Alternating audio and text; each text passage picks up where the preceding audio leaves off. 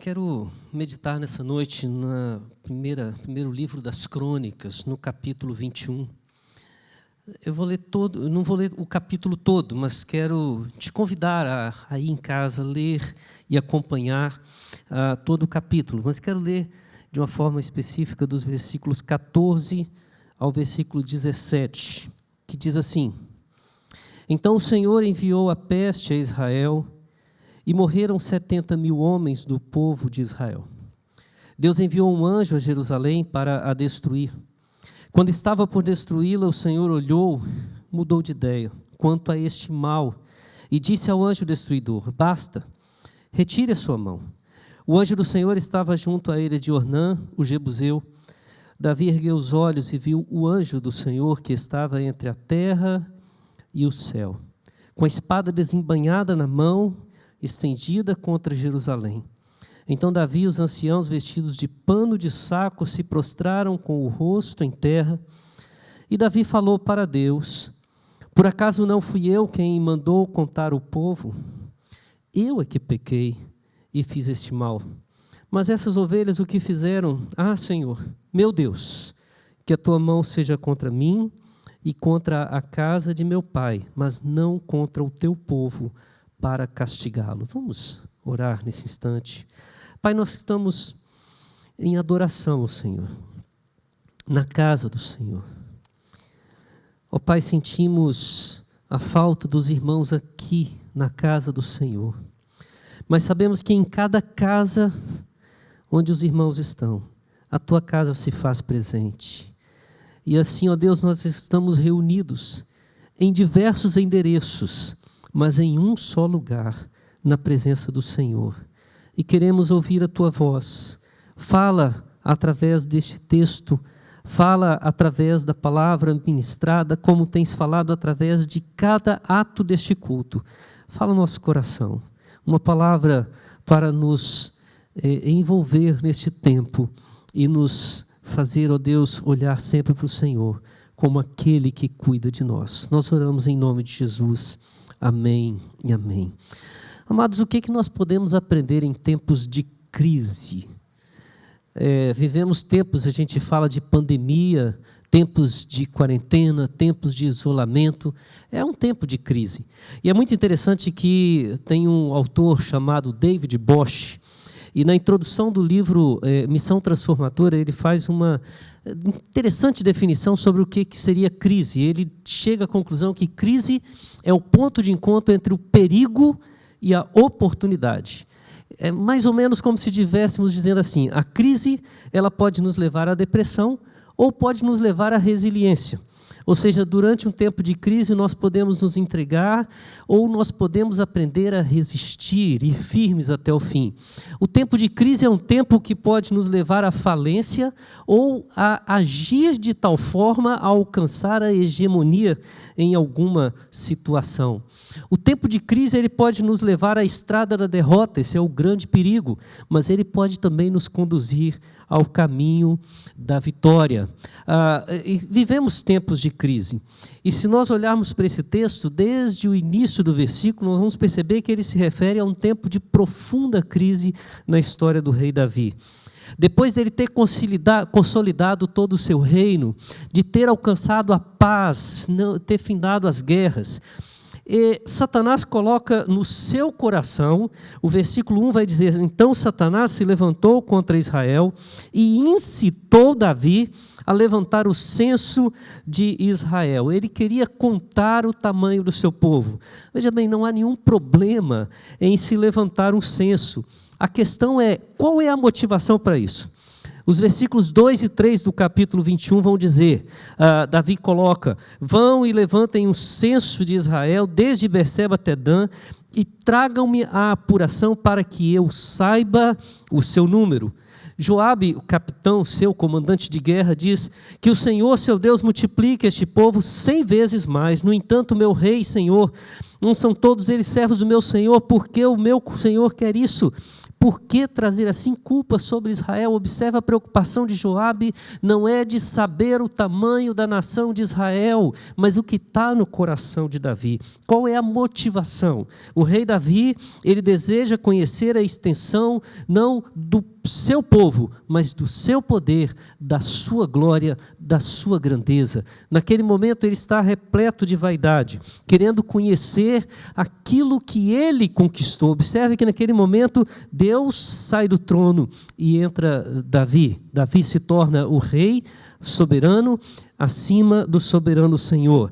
Ele quer olhar, ele olha para aquele momento como se ele mesmo tivesse alcançado toda aquela glória. Mesmo sendo advertido por Joabe, Davi insiste e usa da sua autoridade como rei para colocar o seu plano em prática. Mas Deus não se agrada do que o rei decidiu fazer. E ele acaba castigando todo o povo de Israel por causa da postura de Davi. Diante disso, o texto continua, versículo 7, Deus se desagradou, castigou Israel. Então Davi se dirigiu a Deus dizendo: cometi um grande pecado ao fazer tal coisa, mas agora peço-te que perdoes a iniquidade do teu servo, porque fiz uma grande loucura. Então Deus levanta um profeta chamado Gade.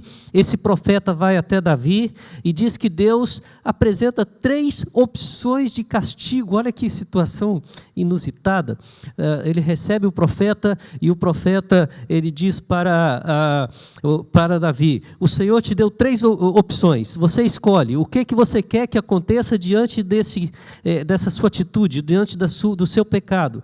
Você pode receber 3 anos de fome em todo o Israel. Você pode receber 3 meses nos quais os seus inimigos prevalecerão contra você e você fugirá deles, ou 3 dias em que a peste assolará Israel. Na primeira opção, Davi percebe que o seu povo vai passar por um longo tempo de sofrimento. Na segunda opção, Davi vê que ele mesmo passará um longo tempo de sofrimento. Na terceira opção, ele entende que a terra de Israel, a nação de Israel, passará por um breve sofrimento, ou seja, um longo tempo de 3 anos, um razoável tempo sobre si de 3 meses, ou um breve tempo de 3 dias, com uma peste, por que não dizer, aproveitando o nosso tempo, uma pandemia em toda a nação de Israel. O versículo 13 mostra que Davi escolheu a terceira opção, que lhe parecia a menos desagradável, a mais rápida e a que pesava menos sobre as suas próprias costas, a que tinha menos, que trazia para si mesmo um menor desgaste. O problema é que neste rápido castigo, se nós continuamos vendo o texto, 70.000 homens de Israel perderam a vida e a dor foi tão grande que quando o anjo do Senhor está chegando para executar a sentença em Jerusalém, o próprio Senhor diz: basta. Ele para a peste.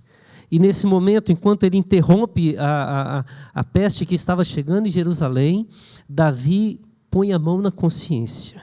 Ele contempla o mundo espiritual. Ele vê o anjo do Senhor, e sempre que nós vemos essa expressão, o anjo do Senhor, no singular e com o anjo na letra maiúscula, normalmente está se referindo a uma cristofania. O que é cristofania? É uma aparição de Cristo, da segunda pessoa da Trindade no Antigo Testamento. É como se ele tivesse sido enviado, o próprio Deus aparece e Davi o contempla, e nesse momento, Davi prostra-se em terra junto com os anciãos e começa então a tomar uma mudança de postura, reconhecendo que era ele quem deveria estar sofrendo o peso dos seus erros e não o seu povo. Então ele pede a Deus que a sua mão pese sobre si e não sobre o seu povo.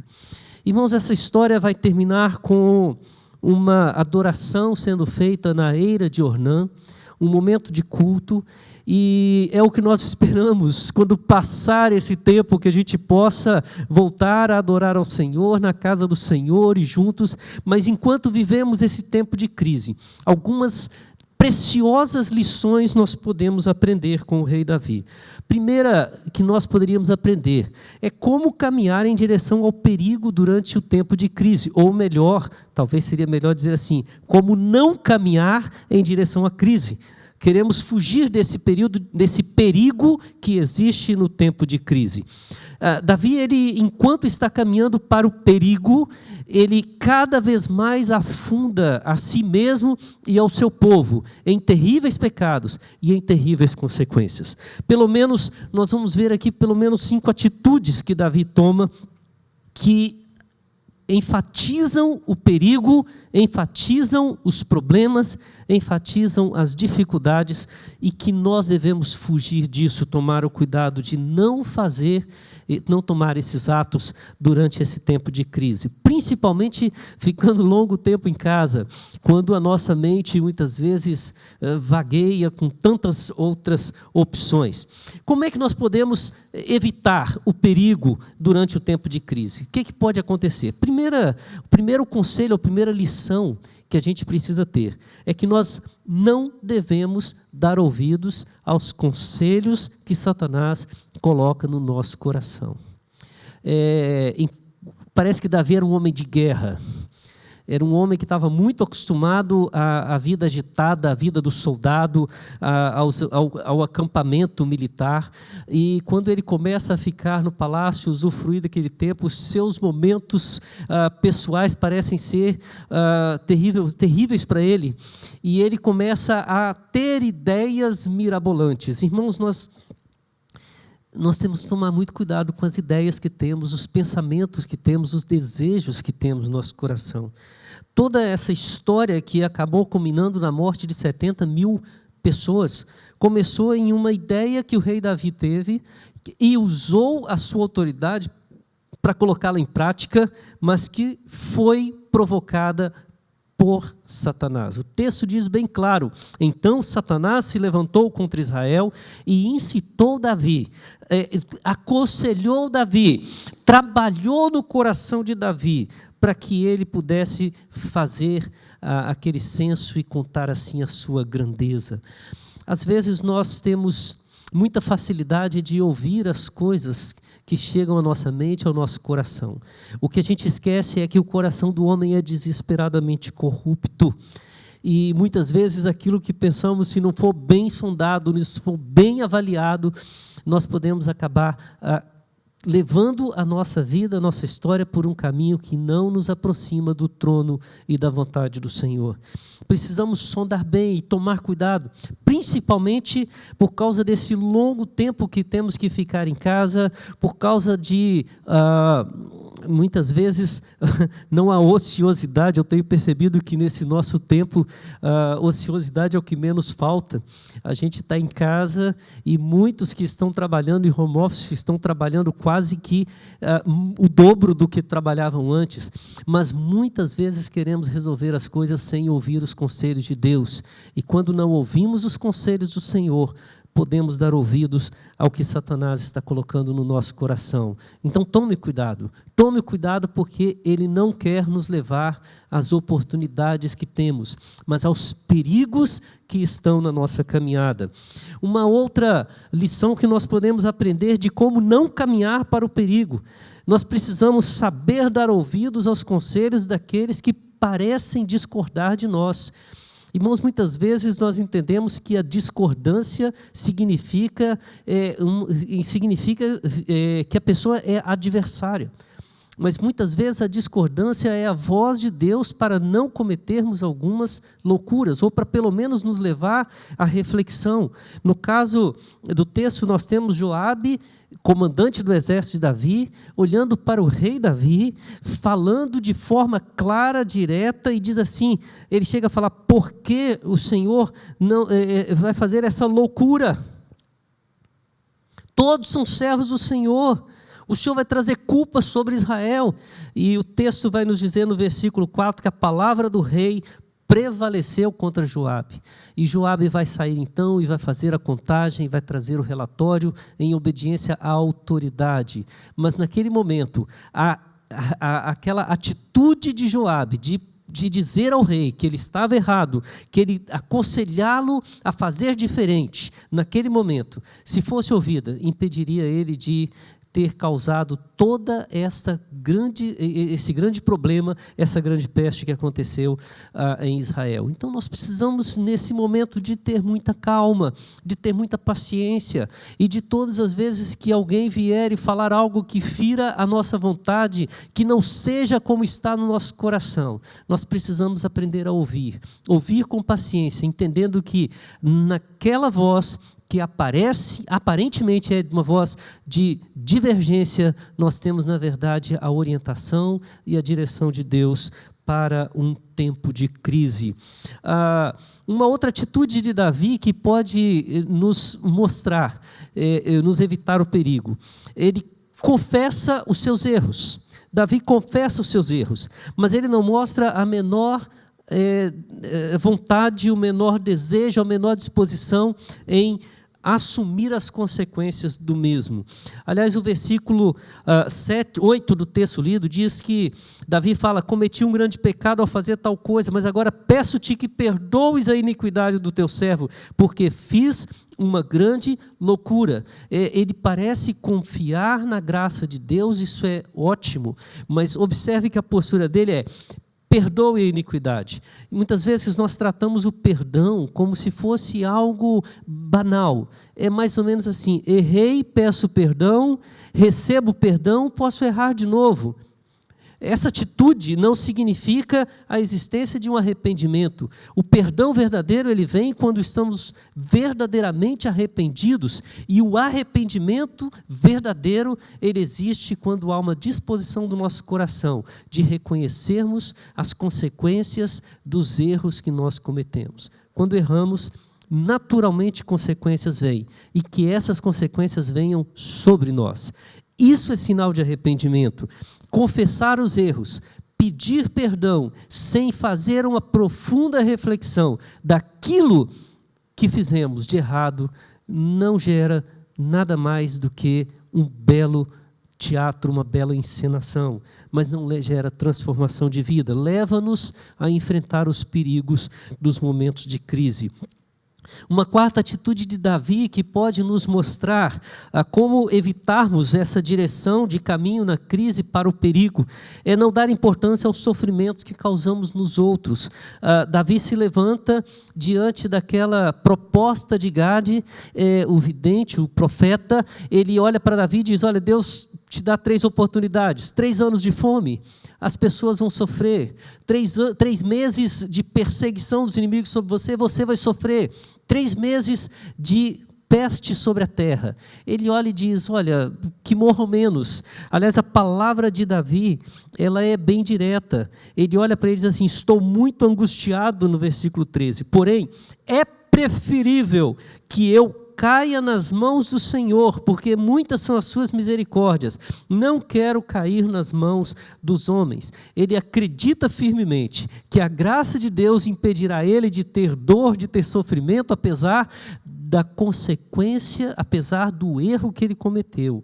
E ele fala que eu não caia nas mãos dos homens, porque os homens não terão piedade. Então que a peste venha sobre toda a terra. E naquele momento, Davi pouco está se importando com os sofrimentos que haverá ao seu redor por causa da dor do seu coração. E em último lugar, nós poderíamos dizer que Davi, ele nos ensina que precisamos ter coragem de assumir os nossos erros, os nossos próprios erros. Ele olha para o Senhor e ele, enquanto está na escolha do castigo, está vendo a miséria acontecer, a peste assolar, 70 mil pessoas morrerem, o anjo vindo para destruir a sua própria cidade. Davi, até aquele momento, ele acredita que o seu pecado, ele não precisa de uma ação pessoal, uma ação direta dele, um tratamento dele ou com ele. Na verdade, ele está transferindo para os outros a decisão que é ele quem tem que tomar. Irmãos, todos esses caminhos nos levam ao perigo. em tempos de confinamento, em tempos de isolamento, em tempos em que os nossos contatos sociais se tornam fragilizados ou fortalecidos, mas, acima de tudo, se tornam intensos pelo ambiente em que vivemos, temos que tomar o cuidado para não ouvir os conselhos de Satanás ao invés de ouvir os conselhos do Senhor. Temos que tomar o cuidado de não querermos sempre que pessoas concordem conosco, pois a divergência também pode nos ser extremamente útil. Temos que aprender a confessar os nossos erros, mas também assumir a disposição de assumir as consequências dos mesmos, trazendo um verdadeiro arrependimento. Temos que nos preocupar com os sofrimentos que causamos aos outros e não apenas nos preocupar conosco, e tomar coragem de assumir os erros que nós mesmos causamos, assumir as nossas atitudes, o que nós devemos fazer. Mas após Davi ter aquela cena e ver o anjo do Senhor vindo de uma forma avassaladora contra a cidade de Jerusalém, que o próprio Senhor Deus diz basta, e ele dá aquele tempo, Davi então cai em si, e ele começa então a fugir dos perigos e começar a olhar para aquele tempo como o tempo de uma grande oportunidade. E como é que nós podemos aproveitar ou ver as oportunidades que Davi observa nesse texto, nesse tempo de crise? Em primeiro lugar, Davi contempla nesse tempo, e Davi reconhece nesse tempo a soberania de Deus. Todo o texto começa com Davi olhando para o seu reino, chamando o seu comandante de guerra e dizendo: vá e conte o povo para ver o tamanho do meu reinado, para ver a grandeza da minha glória. Vá e demonstre, traga para mim os resultados, os números, para que eu possa saber, vamos dizer assim, a minha popularidade, o quanto o povo ainda me ama. E quando Davi se coloca nesse lugar, ele está ocupando o trono de Deus.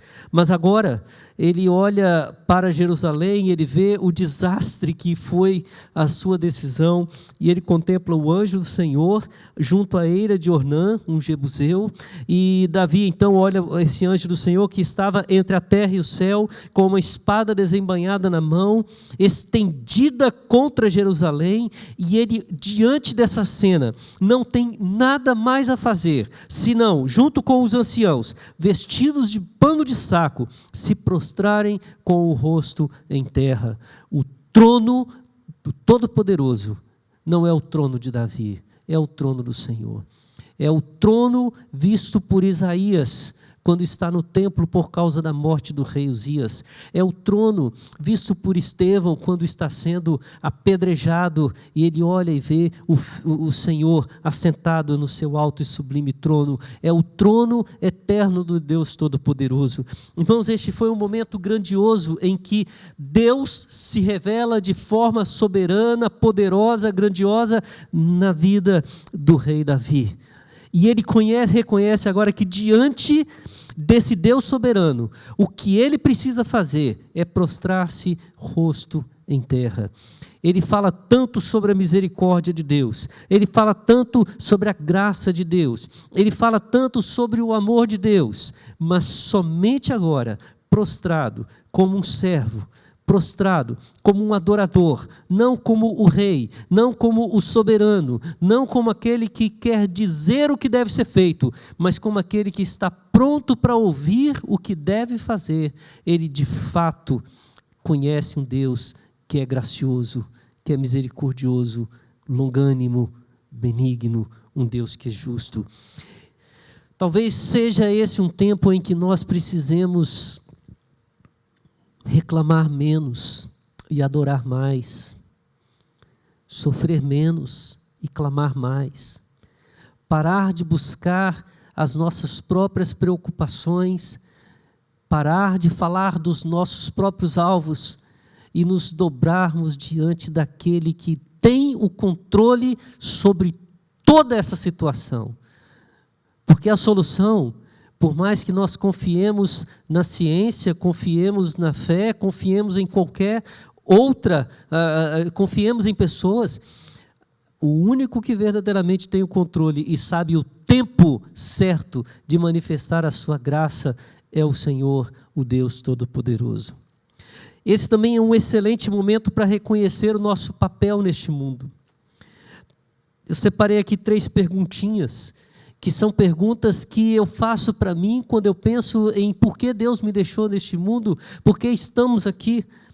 A primeira pergunta que eu faço é, diante da minha missão, quais são as minhas omissões, quais são as minhas culpas, quais são as minhas falhas, de que forma eu tenho contribuído para que tudo isso aconteça, de que forma eu tenho deixado de amenizar a dor do outro, ou tenho sofrido demais com a dor que, na verdade, nem deveria ser chamada de minha dor. Será que passar por esse tempo todo de pandemia vai nos fazer mais conscientes do nosso papel neste mundo? Será que nós vamos entender melhor o que Deus está fazendo em nós, por nós, para fazer também através de nós? Davi, quando ele contempla o anjo do Senhor, ele se prostra em terra. A primeira coisa que ele percebe no versículo 17 é que fui eu quem mandou contar o povo. Fui eu que pequei. A falha é minha. Está no meu coração. O que este povo fez? Olha o que a palavra que Davi diz. Mas estas ovelhas, o que fizeram?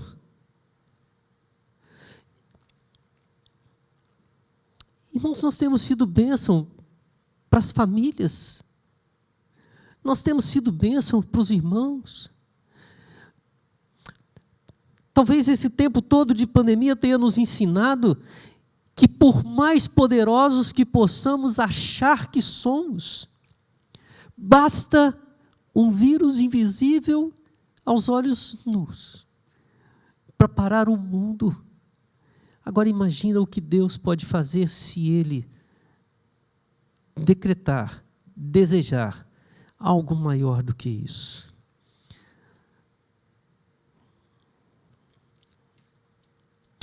Quem está sofrendo por nossa causa? Me dói tanto quando eu vejo essas notícias, pessoas morrendo por falta de respirador,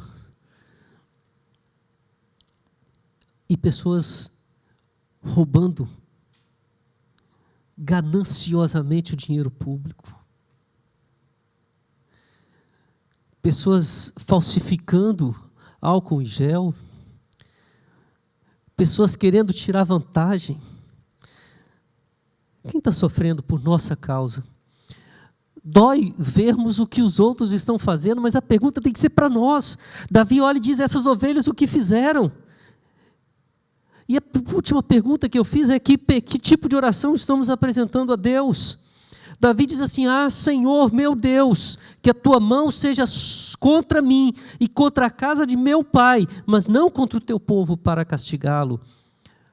Ele olha agora para si e diz, Senhor, eu quero te pedir que traga a tua graça não sobre mim, mas sobre o meu povo, ainda que isso venha a ser um fardo sobre a minha vida.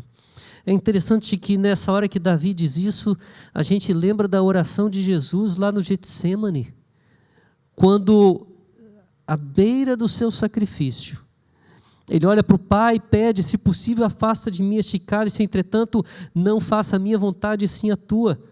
E ele ora, seu suor se transforma em sangue, e ali ele está intercedendo por nós, porque ele não é o culpado, mas como inocente ele está se dispondo a colocar-se no lugar de todos os demais, para ele sofrer no nosso lugar.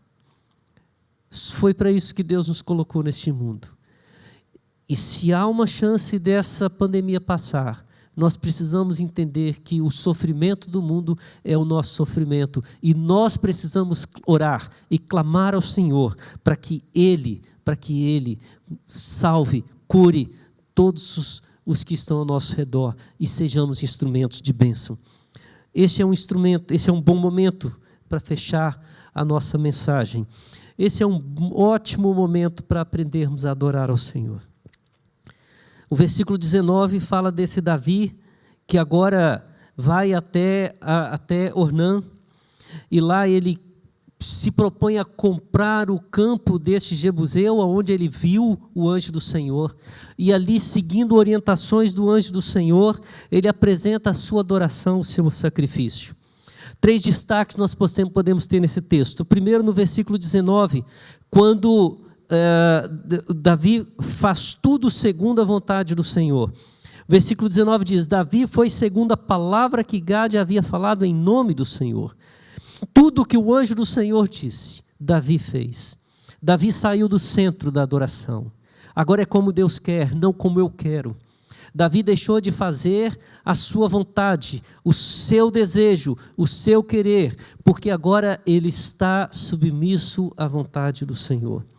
No versículo 24, nós temos uma palavra interessante, muito importante, porque quando aquele Jebuseu chamado Ornã, ele recebeu a presença de Davi, ele disse: meu Senhor, aqui está o campo, aqui está o gado, tudo que o Senhor precisar é seu, pode usar o que o Senhor quiser para fazer essa adoração. E Davi diz: não, venda-me esse lugar pelo seu devido lugar, pelo seu devido valor. E mesmo Ornã insistindo para que ele ficasse com tudo de graça, Davi diz no versículo 24: não, eu vou comprar pelo seu inteiro valor, porque não tomarei o que é seu para dar ao Senhor, nem oferecerei holocausto que não me custe nada. Davi agora está consciente de que aquilo que ele vai oferecer ao Senhor tem que lhe ser custoso, tem que ser algo que ele dê valor. Ele tem que sentir não o desejo do prejuízo, como muitos entendem. Muitas vezes, quando vamos devolver o dízimo, dar uma oferta, nós achamos que estamos dando alguma coisa, perdendo alguma coisa. Davi está dizendo: não, se não houver um sentimento de que aquilo que eu estou oferecendo ao Senhor seja valioso para mim, não pode ser recebido como valioso para o Senhor. Aquilo que não me custa não serve para adorar ao Senhor. E no final, no versículo 30, nós temos uma palavra muito interessante, quando diz que Davi, a arca do Senhor estava no alto de Gibeão, e Davi não podia ir até lá para consultar ao Deus, porque ele estava com medo da espada do anjo do Senhor. Davi reconhece a santidade do Senhor. Ele sabe que com Deus a gente não brinca. Davi entende o que Moisés ouviu quando disse: tira a sandália dos seus pés, porque o lugar em que você está é terra santa. Davi entendeu a palavra do Senhor quando ele se manifesta a Isaías. Isaías diz: ai de mim, vou morrer, porque sou um homem de lábios impuros, habito no meio de um povo de impuros lábios, e os meus olhos viram o Senhor. Irmãos, nós podemos, nesse tempo de crise, caminhar para os perigos.